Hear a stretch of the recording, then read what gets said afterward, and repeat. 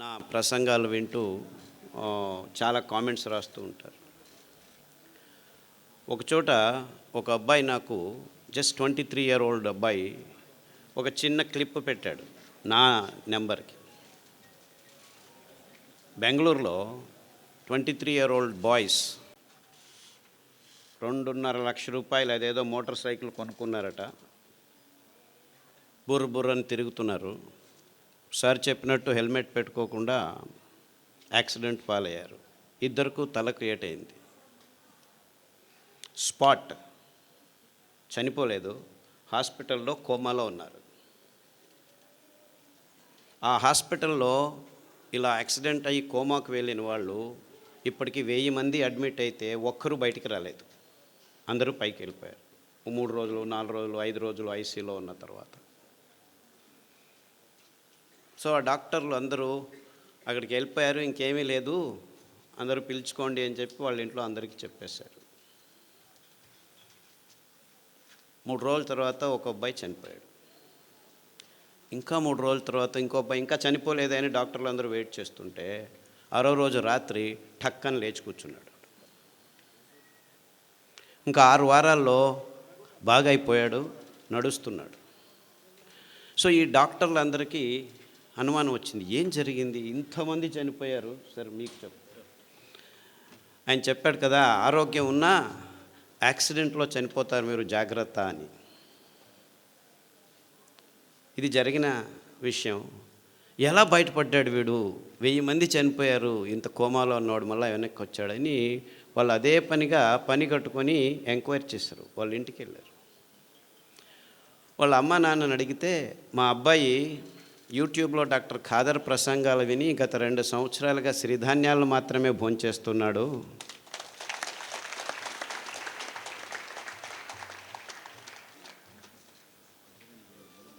So ఈ విషయం ఫేస్బుక్లో అబ్బాయి రాసుకున్నాడు.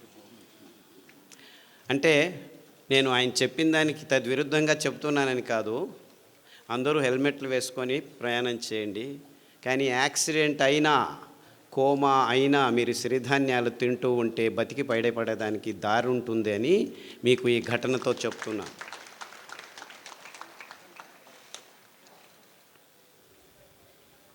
నేను గుంటకల్లోనే చదివాను. చేంతాడు చేతిలో వేసుకొని 6 కిలోమీటర్లు దూరం వెళ్ళి, ఆ చేంతాడు ఒకే బావి ఉండేది, నీళ్ళ బావి, ఆ దర్గా దగ్గర అటువైపుకి వెళ్ళేవాళ్ళం మేము. 6 కిలోమీటర్లు నడిచి పొద్దున్నే 5 గంటలకు లేచి, నేను మా అక్క బుచ్చక్క అనే పేరు ఇద్దరం 6 కిలోమీటర్లు నడిస్తే వెళ్తే చేంతాడు. నేను చిన్న పిల్లోడిని, ఇంతలాగా ఉండేవాడిని, చాలా వెరీ స్మాల్ షార్ట్ ఫెలో, ఇప్పటికూ పొట్టివాడిని. ఆ చేంతాడు ఎత్తుకొని పోయేదానికే 6 కిలోమీటర్ పోయేవాడికి కింద పడిపోయేవాళ్ళం. ఆ చేంతాడు ఎంత బరువు ఉండేది, ఎందుకంటే చేంతాడు 10 అడుగులు 15 అడుగులు కాదు, 30 అడుగులు పోవాలా లోపలికి నీళ్ళు రాయిలంటే. సో ఇద్దరం కష్టపడి 2 బిందెలు తీసుకుని వచ్చాము, చేంతాడు ఇక్కడ వేసుకొని. నీళ్ళు తాగాలంటే అంత కష్టపడాలి. సో గుంతకల్ వాళ్లకు నీళ్ళ అభావం గురించి ఎవరు ఏమీ చెప్పాల్సిన అవసరం లేదు. కానీ తమాషా ఏమిటంటే, ఇంకా మొత్తం ప్రపంచమంతా ఇంకా 6 నుంచి 10 సంవత్సరాల్లో నీళ్లు లేకుండా ఉండేది. తాగేదానికి నీళ్లు కూడా దొరకని పరిస్థితిని మనం ఎదుర్కోబోతున్నాం. అంతేకాదు, ఈ ఎలక్ట్రిసిటీ కూడా ఉండదు మీకు ఇంకొక 15-20 సంవత్సరాల్లో. బొగ్గు అయిపోతుంది, ఇంధనాలన్నీ అయిపోతున్నాయి, నీళ్లు లేకుండా ఉంటాయి. ఇప్పుడు మీరందరూ హ్యాపీగా వరి బియ్యము, గోధుమలు, చక్కెర, మాంసము, కోడిగుడ్లు తింటూ ఉన్నారు. ఇది తింటూ మీకు ఆరోగ్యం వచ్చింది అనుకున్నాం, అందరూ బాగానే ఉన్నారు అనుకుందాం, రోగాలు లేవు అనుకుందాం, ఎవరికి బీపీ లేదు, ఎవరికి డయాబెటీస్ లేదు, ఎవరికి క్యాన్సర్ లేదు, ఎవరికి హెచ్ఐవి లేదు, ఏమీ లేదు, అందరం బాగున్నాం. వరి బియ్యం చాలా మంచిది, తింటే ఏమీ రోగాలు రావు, ఇంకా ఆరోగ్యంగా ఉంటుంది అని కూడా అనుకుందాం. గోధుమలు తింటే చాలా అద్భుతంగా ఉన్నాము అనుకున్నాం. అఫ్కోర్స్ మనమందరము వెంట్రుకలకు పెయింట్లు చేసుకొని యంగ్ పీపుల్ అనుకొని తిరుగుతూ ఉంటున్నాము, అది వేరే విషయం, రోగాల గురించి తర్వాత చెప్తాను. అంటే మనం తింటున్న పదార్థాలన్నీ మంచివే, ఆరోగ్యంగానే ఉన్నామని అనుకున్నా ఈ రెండు కారణాలకి మనం వరి బియ్యం తినటం ఆపు చేయాలి, గోధుమలు తినటం ఆపు చేయాలి, చక్కెర తినటం ఆపు చేయాలి, కోడిగుడ్లు తినటం ఆపు చేయాలి, అన్నీ తినటం ఆపు చేయాలి. ఎందుకంటే నీళ్లు లేవు. ఇంకా 15 సంవత్సరాల్లో వరి బియ్యం పెంచుకునేదానికి నీళ్లు ఉండవు, కోడిగుడ్లు తయారు చేసుకునేదానికి నీళ్లు ఉండవు, చక్కెర పెంచేదానికి, చెరుకు పెంచేదానికి నీళ్లు ఉండవు, ఏమీ ఉండవు. 4 వానలు వస్తే చివరకు పెరిగేది ఈ సిరిధాన్యాలే. అంటే వీళ్ళందరూ చెప్తున్నారు రుచిగా చేయండి, ఇది చేయండి, అది చేయండి. అవంతా ఏమీ అవసరం లేదు. ఇంకో 10 సంవత్సరాలు మీరు అందరూ కళ్ళు మూసుకొని నీళ్లు లేని పరిస్థితిని ఆలోచించుకోండి. కోర్స్ నా దురదృష్టం, గొంతుకల్లో వచ్చి నీళ్లు లేని పరిస్థితిని ఆలోచించండి అని చెప్తే వీడు పిచ్చోడు మాకు చెప్తున్నాడు అనుకుంటారు. నేను అనుభవించాను. కానీ ప్రపంచమంతా ఇదే స్థితికి రాబోతుంది ఇంకో 10-15 సంవత్సరాల్లో. ఈ డ్యాములు కట్టినారు, ఏమీ లాభం లేదు. డ్యాముల్లో నీళ్లు ఉంటాయి కదా మీరు ఎత్తిపోసేది. ఆ నీళ్లు లేని పరిస్థితుల్లో మొత్తం ప్రపంచమంతా హాహాకారాలతో, ఆకలి మంటలతో భయానక స్థితిని ఒక్కసారి కళ్ళు మూసుకొని ఊహించండి. ఆ స్థితి నుంచి దూరం కావాలంటే మనం 20 సంవత్సరాల ముందే ఎంత మంచివైనా, గోధుమలు మంచివే అని చెప్తున్నాను, చక్కెర మంచిదే అని చెప్తున్నాను, ఏమి రోగాలు రావట్లేదని చెప్తున్నాను, ఇదంతా ఇమాజినరీ కండిషను. కోర్స్ ఇప్పుడు ఉన్నది అన్ని రోగాలే అనేది ఇంకొక 5 నిమిషాల్లో మాట్లాడతాను. కానీ సిరిధాన్యాల మహత్వము జస్ట్ మీ ఆరోగ్యానికి కోసం కాదు, మీ పిల్లల ఆరోగ్యం కోసం కాదు, ప్రకృతి కోసం కాదు. ప్రకృతిని మీరు రక్షించాల్సిన అవసరం లేదు. ఇవన్నీ కారణాలు కాదు, కానీ ఇవన్నీ ముఖ్యమైన నిజమైన ప్రాక్టికల్ కారణాల కోసం సిరిధాన్యాలను తినమండి అని చెప్తూ వస్తున్నాను ఇంతవరకు. కానీ ఇప్పటి నుంచి నేను ఇవన్నీ కారణాలే కాదు, ఇంకా 10-15 సంవత్సరాల్లో మొత్తం మానవ కులమంతా ఆకలితో హాహాకారాలు బొబ్బేలు పోతుంటే మిమ్మల్ని ఆ భయంకరమైన క్రైసిస్ నుంచి బయటకు పడాలంటే బయటపడేదానికి పనికి వచ్చేది సిరిధాన్యాలు మాత్రమే. ఆ ఒక్క కారణానికే, అంటే మానవ కులం ముందు రానున్న ఈ భయంకరమైన క్రైసిస్ నుంచి బయటపడాలంటే మొత్తం ప్రపంచమంతా పిల్లలు, పెద్దలు అందరూ ఏ దారి లేదు, ఏ గతి లేదు, ఉండేది ఒకే దారి, అది సిరిధాన్యాలు తినే ఒకే ఒక్క దారి. ఈ క్రైసిస్ని మానవ జాతి ఎదుర్కోవాలంటే ఈ దారి తప్ప ఇంకా ఏ దారి లేదు అని గట్టిగా నమ్మిన వాడిని నేను. అందుకే 40 సంవత్సరాల క్రితమే ఈ విషయాల్ని పూర్తిగా విశ్లేషణ చేసి, అరే ఈ రోగాలకు పక్కన ఉంచండి, మీ తలల మీద తెల్ల వెంట్రుకల గురించి పక్కన ఉంచండి, నాకు క్యాన్సర్ వచ్చింది అని బాధపడే వాళ్ళ గురించి నేను బాధపడడం లేదు. మొత్తం మానవ కులమే కాదు, ప్రపంచంలో ఉన్న జీవరాశి అంతా ఈ భయంకరమైన సన్నివేశాన్ని ఎదుర్కోబోతుంది ఇంకో 20-30 సంవత్సరాల్లో. నేను చెప్పేది అతిరేకంగా లేదు, మీరందరూ దీనిల గురించి ఆలోచించట్లేదు, ఎవరూ ఆలోచించట్లేదు. అంటే ఎంత భయంకరమైన ఇక్కట్టును మనం ఎదుర్కోబోతున్నామని మన కళ్ళ ముందు మనం ఎవరు కూర్చొని ఆలోచించేదానికి రెడీ లేదు. ఎందుకంటే నా తలల మీద వెంట్రుకలు వెళ్ళిపోతున్నాయి, నా అబ్బాయికి 3 సంవత్సరాలు డయాబెటీస్ వచ్చింది, మా అమ్మాయి 180 కేజీలు ఉంది, నడవలేకపోతుంది, మా చిన్న పాపకు బ్లడ్ క్యాన్సర్ వచ్చింది, 3 సంవత్సరాలకు బ్లడ్ క్యాన్సర్, బోన్ క్యాన్సర్ వచ్చింది, లంగ్ క్యాన్సర్ వచ్చింది. ఇలా మనము 100కి 70 మంది బీపీ ట్యాబ్లెట్ తీసుకుంటున్నాము, 100కి 38 మందికి డయాబెటీస్ వచ్చింది, 100కి 36 మంది థైరాయిడ్ ట్యాబ్లెట్ తీసుకుంటున్నాము, 100కి 16 మందికి నిద్ర రావట్లేదని ట్యాబ్లెట్ తీసుకుంటున్నారు, 100కి 16 మంది నిద్ర ఎక్కువ వస్తుందని ట్యాబ్లెట్ తీసుకుంటున్నారు. ఇలా ఎన్నెన్నో కారణాలు ఉన్నాయి, ఎన్నెన్నో రోగాలు ఉన్నాయి. హెచ్ఐవి వచ్చింది, ఎస్ఎల్ఈ వచ్చింది, ఐఎస్ఆర్ వచ్చింది, ఐబిఎస్ వచ్చింది. ఇలా అక్రానిమ్స్ పెట్టుకొని 185 రోగాలను లిస్టు చేసుకుంటున్నాము. ఈ రోగాల పేర్లు వినాలంటేనే భయం అవుతుంది. రోగాలు వస్తే ఇంకెంత భయమో. అది ఇంతకుముందు డయాబెటీస్ 100కి 5 మందికి 10 మందికి వచ్చేది, 50 సంవత్సరాల పైన వచ్చేది. ఇప్పుడు 5 సంవత్సరాల లోపు పిల్లలకే 100కి 5 మందికి వచ్చేసింది. మీరు ఎంత దీన స్థితిలో అనారోగ్యంలో ఉన్నా 6 వారాల్లో మీ దేహం పుంజుకుంటుంది. ఇంకా ఒక ట్రిక్ ఉంది. ఈ ధాన్యాలు వేల సంవత్సరాలు ప్రతి దేశంలోనూ తిన్నారు ప్రజలు. మీరు అనుకున్నట్టు మన దేశంటి కాదు ఇవే, మన దేశంలోనూ ఉన్నాయి, వేరే దేశాల్లోనూ ఈ భోజనాలే చేస్తూనింది ప్రజలు. ఇటాలియన్ మిల్లెట్ అంటారు ఏదాన్ని, కొర్రల్ని. అండు కొర్రల్ని అమెరికన్ మిల్లెట్ అంటారు. ఆఫ్రికన్ మిల్లెట్ అంటారు లిటిల్ మిల్లెట్ని, అంటే సామెల్ని. ఊదుల్ని జర్మనీస్ మిల్లెట్టు, జాపనీస్ మిల్లెట్టు, రష్యన్ మిల్లెట్టు అంటారు. ఇన్ఫ్యాక్ట్ ఊదుల్లో చాలా రకాలు ఉన్నాయి, అన్నీ ఊదులే. రష్యన్ మిల్లెట్ వేరే, జర్మన్ మిల్లెట్ వేరే, జాపనీస్ మిల్లెట్ వేరే, అన్నీ ఊదులే. బోర్నియాడ్ మిల్లెట్ అంటారు. అరికలు కోడో మిల్లెట్ అంటారు.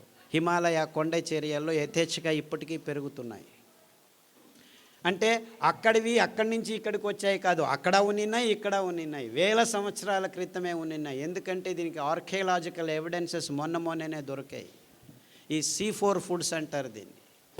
ఈ కొన్ని వేల కడాబా అనే ఒక ఆఫ్రికా దేశంలోనూ అక్కడి నుంచి ఆర్కియలాజికల్ వేల 15,000 సంవత్సరాల క్రితం వాళ్ళ ఆ పండ్ల చిగుళ్ళను గమనిస్తే C4 ఫుడ్స్, అరికలు, కొర్రలు, అండు కొర్రలు కనిపించాయి. అర్థమవుతుందా నేను చెప్పేది? అంటే ఈ తజ్ఞులు ఆ దేశం నుంచి మన దేశానికి వచ్చింది, ఈ దేశం నుంచి ఆ దేశానికి లేదు. మనకు ముందు సంపర్కం ఉండేది కాదు. ఖండాంతరాల్లో అంతెందుకు గుంతకలు వాళ్లకు వింధ్య పర్వతాల వెనపకాయ ఉండేది తెలియదు ముందు. అంటే ఎక్కడి వాళ్ళు అక్కడ ఉండేవాళ్ళు. ఆయా జాగాల్లో ఆయా నీళ్లకు ఆయా గాలికి ఏదేది పెరుగుతుందో దాన్నే తింటూ ఉండేవాళ్ళు. అదే నిజమైన ఆహారం. అలాంటి అద్భుతమైన ఆహార పద్ధతిని అంతా నాశనం చేసుకొని ప్రపంచమంతా బియ్యం గోధుమలు తింటున్నారు. అదే అవైజ్ఞానికమని ఎవరికీ అర్థం కావట్లేదు. ఎందుకు వచ్చింది? ఈ కంపెనీల హితాశక్తి కోసం అందరూ కాఫీలు, టీలు, బియ్యము, గోధుమలు, పాలు, చక్కెర తింటున్నామని ఎవరికి అర్థం కావట్లేదు. నేను పాలు తాగొద్దా, పాలు తాగొద్దా, బియ్యం తినొద్దా, గోధుమలు తినొద్దా, ఇంకేం తినాలి, మన్ను తినాలా? అందరూ ఈ ప్రశ్న అడుగుతారు నన్ను. అరే 150 సంవత్సరాల క్రితం వెళ్తే ఎవరికి తెలియకుండా ఇవన్నిటిని పెంచుకొని అందరూ తినేవాళ్ళు, వాళ్ళకు రోగాలు ఉండేవి. ఈ ఒక్క విశ్లేషణతోనే నేను ఈ ధాన్యాల్ని వెతకడం మొదలుపెట్టాను. 30 సంవత్సరాల క్రితం అమెరికా వదిలిపెట్టి పల్లెల్లో తిరిగి ఈ విత్తనాల్ని తీసుకొచ్చి మా ఇంటి వెనక పెరట్లో కొద్దిగా పెంచి మళ్ళా రైతులకిచ్చి ఆ ధాన్యాన్ని నేనే కొనుక్కొని రోగులకిచ్చి బాగవటం. మొత్తం 8 సంవత్సరాలు నేను ఒక్క మాట మాట్లాడలేదు. నేను ఆలోచించింది కన్ఫర్మ్ కరెక్ట్ అని తెలిసిన తర్వాత పల్లెకు వెళ్ళి మాట్లాడడం మొదలుపెట్టాను. వేల మంది రోగులకు బాగా అయిన తర్వాత చెప్పడం మొదలుపెట్టాను. SLE, HIV, ఇప్పటికి ఎంతమంది HIV పేషెంట్లు. నేను మొన్న ఇక్కడి నుంచి బెంగళూరు నుంచి హిందూపూర్కి వస్తుంటే 4 పేషెంట్లు ఫోన్ చేశారు. సార్ మీరు చెప్పిన ఈత ఆకు కషాయము, బిల్వ ఆకు కషాయము, గరిక కషాయం తాగుతున్నాము, అరికెలు, సామెలు, గంజి తాగండి. గంజి గురించి చెప్పబోయే చాలా వేల సంవత్సరాల క్రితము ఈ విసిరేది, దంపేది రాళ్ళు లేవు, అప్పుడు ఇంకా తెలియదు. ఆ కింద పడిన ధాన్యాన్ని ఎచ్చుకొని వచ్చి నీళ్ళలో నానబెట్టి వండుకొని గంజి తాగేవాళ్ళు. గంజి తాగేదానికి కూడా టైం ఉండేది కాదు. ఇది వెరుకునేదానికి పనలేకపోతే ఆ గంజి పొద్దుటి నుంచి సాయంకాలం వరకు ఉంటే అది చద్ది గంజి, అంబలి. అందులో బ్యాక్టీరియా పెరిగేది. ఆ బ్యాక్టీరియా మన పొట్టలకి అతి ముఖ్యమైనది. అతి రోగ నిరోధక శక్తిని మన దేహంలో పెంచేది. ప్రోబయోటిక్స్ అని ఈ మధ్య కొత్తగా మొదలుపెట్టారు ఈ డాక్టర్లు, ఇంజనీర్లు అందరూ. ఎప్పుడో మా తాత ముత్తాత కాలంలోనే చద్దిగంజలు తాగరా వెధవా, ఆరోగ్యంగా ఉంటామని మా అవ్వ చెప్పేది. తిప్పారెడ్డిపల్లె, ఇక్కడే తిప్పారెడ్డిపల్లె. కొర్రగంజి పొద్దున్న చేసి రాత్రి తాగు, రాత్రి చేసి పొద్దున్న తాగు అనేది. అదెందుకు? పొద్దున్న చేసి పొద్దునే తినచ్చు కదా, నీకు తెలియదులే, రాత్రి తాగు అనేది. దాంతో కావాలంటే ఈ ఎర్రగడ్డ కొరుక్కో అని చిన్నది సాంబార్ ఉల్లిపాయ ఉండేది, దాన్ని ఇచ్చేది అనమాట. అమేజింగ్లీ ఆ ఉల్లిపాయ తింటే మీలో ఉన్న అన్ని అలర్జీస్ మాయమైపోతాయి. గోరుకునేది సిట్రజిన్ వేసుకునేది, ఎప్పుడు చూడు ఎరుకుంటూ ఉంటే సిట్రజిన్ వారానికి ఒకటి పోయి 2 రోజులకు ఒకసారి అయిపోయి రోజుకు 2 సార్లు వేసుకున్నా కానీ ఆపితే చాలు గీరుకుంటూ ఉంటారు. ఆ అలర్జీస్ అన్నీ వారం రోజుల్లో మాయమైపోతాయి. మీరు అరికల గంజి, ఈ ఉల్లిపాయ రసం, 4 ఉల్లిపాయలు ఉడికించి ఆ రసం తాగితే చాలు 6 వారాల్లో మీకు ఈ అలర్జీస్, పొద్దున్న లేస్తే తుమ్మేది, చెవులో నొప్పి వచ్చేది, పాలు తాగేసి ఆపేసి ఈ కషాయాలు తాగండి. అంతెందుకు ఉచ్చలు, రాత్రి లేచిందే, పోసిందే, పోసేది ఇంత పోసేది వచ్చేది, ఇంత పోసేది రాదు బయటికి. ఇవన్నీ 6 వారాల్లో మాయమైపోతాయి. 6 వారాలు, ఎక్కువ అవసరం లేదు, 6 వీక్స్. అని డాక్టర్ల దగ్గర పోతే ప్రోస్టేట్ ఊతో వచ్చింది నాయన తీసేస్తాం రా అంటాడు. తీసేసిన తర్వాత మళ్ళీ అదే ప్రాబ్లం, ఇంకొకటి ఏదో కారణం, ఇంకేం కారణం, నరాలు దౌర్బల్యం ఉన్నాయి అక్కడ. మీరు ప్రోస్టేట్ తీసినా ఏమి తీసినా అదే రోగమే. సో తీయకముందే ఇట చేయండి, హ్యాపీగా ఆ ప్రోస్టేట్ సరిగ్గా అయి కూర్చుంటుంది, ఇంతలా ఉండేది సన్నగా అయి కూర్చుంటుంది. 6 వీక్స్. ఇలా చాలా రోగాలకి ప్రతిదినం సతమవుతున్నారు. నేను చెప్పేది క్యాన్సర్, హెచ్ఐవి గురించి ఆలోచించద్దండి. చాలామందికి ఇంకా రోగాలు రాలేదు, 100కి 20 మందికే వచ్చింది. ఇంకో 300 రోజుల్లో చాలామందికి వస్తాయి. కానీ వేరే వాళ్ళకు మైగ్రేన్ అండి, తలనొప్పి, ఇటువైపు వస్తుంది, వాంతికి వస్తుంది, మళ్ళా వస్తుంది. ముట్టయినప్పుడు ఆడపిల్లలందరూ కింద బడి ఎంత నొప్పులో, నో ప్రాబ్లం, ఒక ట్యాబ్లెట్ వేసుకో, ఎన్ని రోజులు వేసుకుంటూ ఉండు, కిడ్నీ లేచిపోయేంత వరకు వేసుకోవాలి. కిడ్నీలు లేచిపోతున్నాయి ఆడవాళ్ళకి, ముట్టు ప్రాబ్లమ్స్ కోసం పెయిన్ కిల్లర్స్ తీసుకొని, నో ప్రాబ్లం, డయాలిసిస్ యూనిట్ ఉంది, రండి. And this is science for you. ఈ డాక్టర్ల దగ్గర చుట్టూ తిరుగుతుంటే మీకు ఏం దొరుకుతాయి? ట్యాబ్లెట్లు, ఆపరేషన్లు, అంతకంటే ఎక్కువ ఏం దొరకదు. ఆరోగ్యం దొరకదు, ఆరోగ్యం ఆసుపత్రుల్లో లేదు. వద్దులేండి, చప్పట్లొద్దు, ఆలోచించండి, అంతే చాలు. ఇంకా ఎలక్షన్లు రాబోతున్నాయి, రాజకీయ నాయకులు వస్తారు, చప్పట్లు దాచిపెట్టుకోండి.